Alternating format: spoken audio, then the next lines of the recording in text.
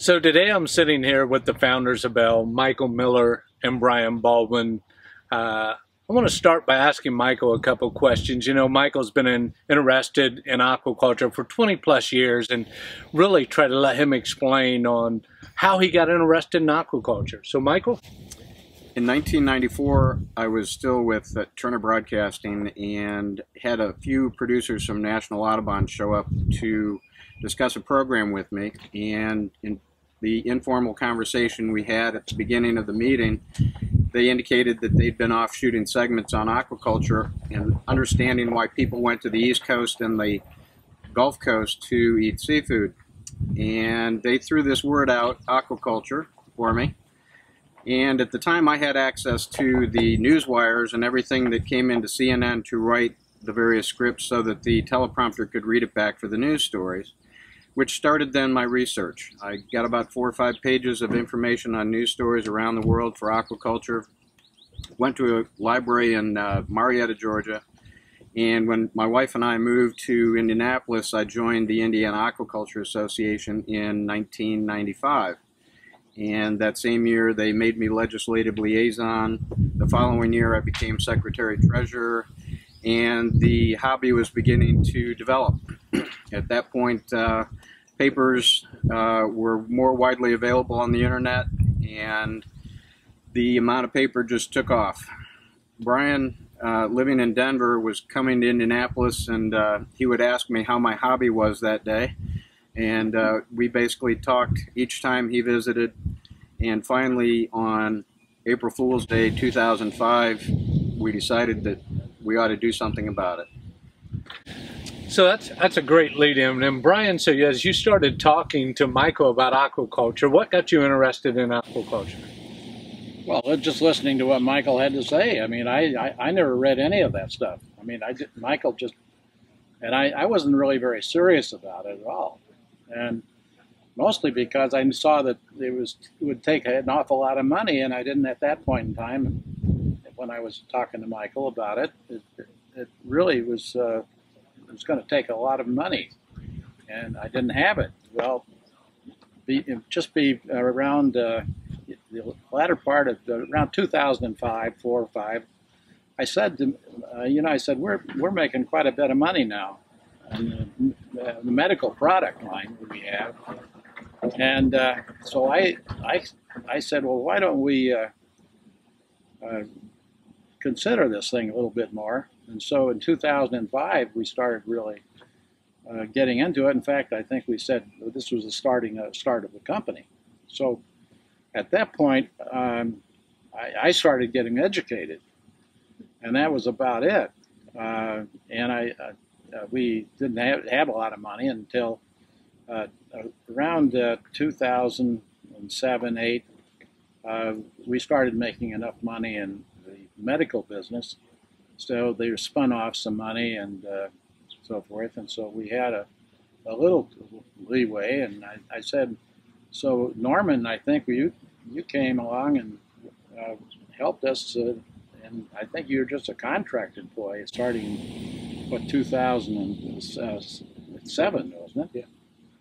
And so we kind of were just going on. And I think that what we finally did, and this has occurred when a company made an acquisition, provided us an opportunity to be sold to a company called Baxter International. Mm-hmm.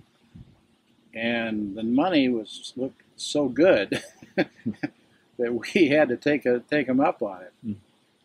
So I can tell you that all of a sudden I became very, very serious about it. And as a matter of fact, I think in 2011, by 2011, I think we had some fish sold in 2009, and they were perch. The Purdue fish fry was actually our first opportunity for a sale. The people at Purdue had something called the Purdue fish fry. When it first started down at the state fairgrounds, they were serving soup, and they then went to fish. I'm not sure it was yellow perch at the time, but around 84 or 85, I believe, it was the pork industry they were going downhill, and they decided, being farmers, that they ought to support the pork industry. So the perch fish fry, or the Purdue fish fry, was actually serving nothing but tenderloin. So finally in 2009 they thought, we're going to balance this out and bring back some fish. And that was actually our first sale through the Indiana Soybean Alliance. And from thereafter, we've had a relationship with them. So when you look at aquaculture, we believe it's a solution for the coming protein deficit that we have. And we believe that the technology that we've incorporated is something that's scalable. So from your perspective, when you look at a humanitarian perspective, A, how's that make you feel? And B, why fish? And what, for example, we know about the FCR, the fish in, fish out. Kind of expand on that a little bit. I think we've come to realize that the oceans have been overfished. We're certainly dealing with the controversy back and forth both sides as to what climate change really represents, what exists for that matter. But the solution is not going away. When we first made the decision with yellow perch, we knew that the perch populations had been greatly diminished, and just some research, it's pretty clear to understand that you can raise more protein per acre with fish than you can with beef, cattle, chicken, two-legged, four-legged type animals. And as far as my interest, I certainly wanted to be a contributor to that. When the Indiana Aquaculture Association was in its probably 12th year, people were still focused on raising fish for ponds and not looking towards developing a food industry in the state of Indiana with fish. And with a lot of nudging and convincing, people began to look at something that would provide fish in a larger quantity so that we could approach the supermarkets, the distributors, and have a locally grown product.